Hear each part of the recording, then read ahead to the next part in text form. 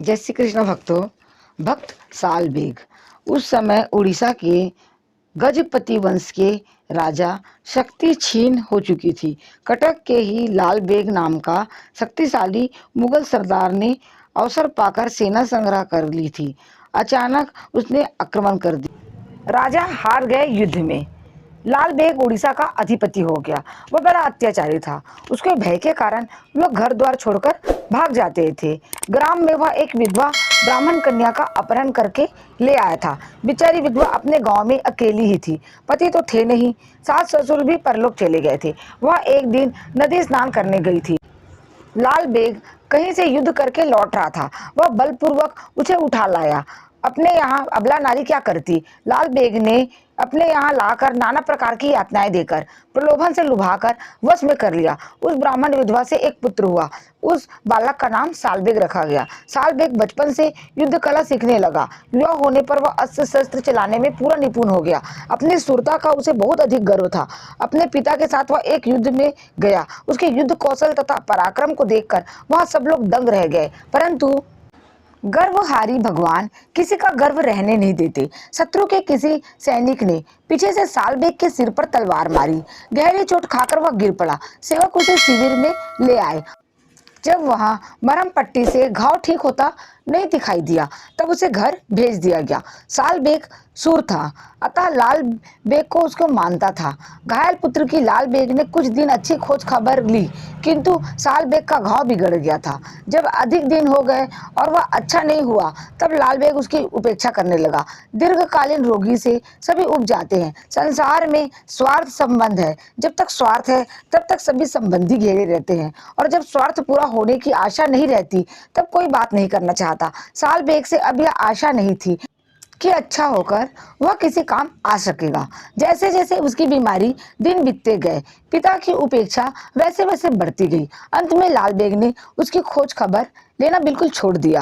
लाल bag को उदासीनता देख दूसरे लोग भी साल बेग से उदासीन हो गए। नौकर भी अब उसके पास नहीं आते थे। केवल माता ही थी जो भूख प्यास भूलकर दिन रात रोगी पुत्र की सैया के पास बैठी उसकी सेवा करती थी। एक दिन साल बेग का कष्ट बहुत बढ़ गया था। वह अपने जीवन से निराश हो गया था। वह रोते हुए माता से अपने अपराधों की क्षमा मांगने लगा। माता ने बड़ी कठिनता से अपने आंसुओं को रोककर उसे कहा, बेटा, मैं तो दासी हूँ। तेरे पिता ने मेरा सर्वस्व लूटकर अब मेरी उपेक्षा कर दी है, क्योंकि मुझसे वह अब रूप नहीं रहा। मेरा तो एक तू ही सहारा है। अपने प्राण देकर भी मैं तुझे बचा सकूं तो मुझे बड़ी प्रसन्नता होगी। परंतु बेटा, अपने कर्मों का फल तो भोगना ही पड़ता है। एक ही उपाय है, पर वह तुमसे होगा नहीं। साल बेग ने बड़ी उत्सुकता से उपाय पूछा। माता ने आज उसे बताया कि बेटा, तू ब्राह्मणी का पुत्र है। उसने कहा, माँ, मैंने तो तेरे गर्भ से जन्म लिया है। तू जो कहेगी मैं वही करूंगा। माता ने कहा, बेटा, भगवान ही तेरी रक्षा कर सकते हैं। वे आनंद कंद नंद नंदन ही सब देवों के राजा हैं। उनसे बड़ा दूसरा कोई देवता नहीं। वे बड़े दयालु हैं। तू कपट छोड़कर विश्वास पूर्वक उन गोविंद की भजन कर। वे तेरे सब रोग दूर कर देंगे। माँ, मैं तेरा कहना मानूंगा, पर वे तेरे भगवान कैसे हैं, कहाँ रहते हैं, मैं कैसे उनका भजन करूं?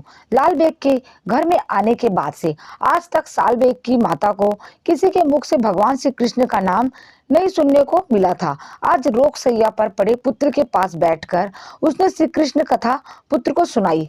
मयूर मुकुटधारी, वनमाली पीतांबर परिधान, त्रिभंग सुंदर मदन मोहन के स्वरूप का उसने भली प्रकार वर्णन किया। उसने पुत्र को श्री कृष्ण नाम जप करने को कहा। उसने कहा, बेटा, श्री कृष्ण भजन मूल विश्वास है। तू मन में किसी प्रकार का संशय आने मत दे। मुझे भगवान दर्शन देंगे या नहीं, मेरा रोग दूर होगा या नहीं, इस प्रकार का संदेह करेगा तब तो कोई लाभ नहीं होगा। यह विश्वास करते हुए भजन कर कि अवश्य दयालु श्री कृष्ण मुझ पर दया करेंगे।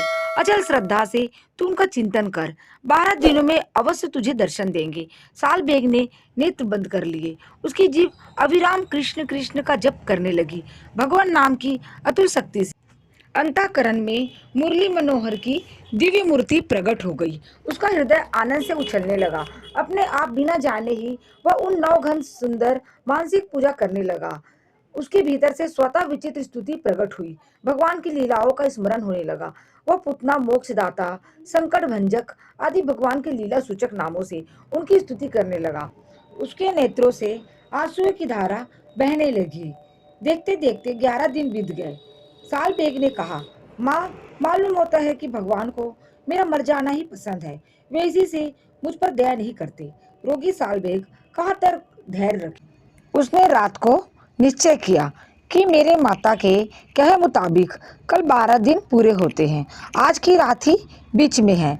यदि मैं इतने में अच्छा न हुआ तो अवश्य ही आत्महत्या कर लूँगा। भगवान का चिंतन करते करते साल बेग सो गया। उसकी सैया के पास उसकी माता भी सो गई थी। साल बेग ने सोते सोते स्वप्न में देखा कि उसके सिरहाने बाल मुकुंद वेश में भगवान खड़े हैं और कह रहे हैं, साल बेग, ले यह विभूति लेकर अपने घाव पर लगा दे, इससे तेरा घाव अच्छा हो जाएगा। देख, पीछे मुझे भूल मत जाना। निश्चय जान, तेरा भव रोग भी दूर हो जाएगा। जो सच्चे मन से मुझे किसी भी उद्देश्य से भजता है, मैं उसे इस लोक और परलोक सभी दुखों से छुड़ा देता हूँ। निंद्रा में ही साल बेग ने विभूति लेकर अपने मस्तक और शरीर पर लगा ली। सहसा भगवान की वह मूर्ति अदृश्य हो गई। साल बेग की निंद्रा टूट गई। जगते ही साल बेग ने मारे आनंद के चिल्ला पड़ा, माँ, माँ देख, तेरे करुणा में श्री कृष्ण भगवान ने मुझ पर कृपा की है। उठ देख, मेरा घाव सूख गया, मैं कृतार्थ हो गया। माता के उठते ही साल बेग उसे लिपट गया। वह हर्ष के मारे कह रहा था, माँ, तेरी बात सच है। दूसरा कोई देवता नहीं है। माँ, तू अब प्रसन्नचित से मुझे आज्ञा दे। मैं सन्यासी होकर देश विदेश घूमकर दया सागर श्री कृष्ण की महिमा का प्रचार करूंगा। साल बेग की माता भगवान की परम भक्त थी। उसने कहा, बेटा, श्री कृष्ण ही तुझे जीवन दिया है। इस जीवन को तू श्री कृष्ण की सेवा में लगाना चाहता है। यह जानकर मैं बहुत प्रसन्न हुई। तेरे जैसे पुत्र को पाकर मेरा पतित जीवन भी कृतार्थ हो गया। बेटा, भगवान को भूलना मत। मन में उनको सदा जागृत रखना और जीवा से उनका नाम लेते रहना। माता की आज्ञा लेकर साल बेग सीधे जगन्नाथ जी को चला गया। वहां कुछ दिन रहकर वह दक्षिण भारत की ओर चला गया। उसके जाने के बाद उसकी माता को भी किसी ने फिर लाल बेग के घर में नहीं देखा। माता पुत्र का फिर मिलन तो भगवान के उस नित्य धाम में ही हुआ, जहाँ जाने के बाद फिर कभी वियोग होता ही नहीं। बोलो कृष्ण कन्हैया लाल की जय। बोलो भक्त वत्सल भगवान की जय। प्यारे भक्तों, इस कथा के माध्यम से हमारा उद्देश्य सिर्फ और सिर्फ भक्ति का प्रचार करना है। भगवान श्री कृष्ण कभी जाति और धर्म को नहीं देखते।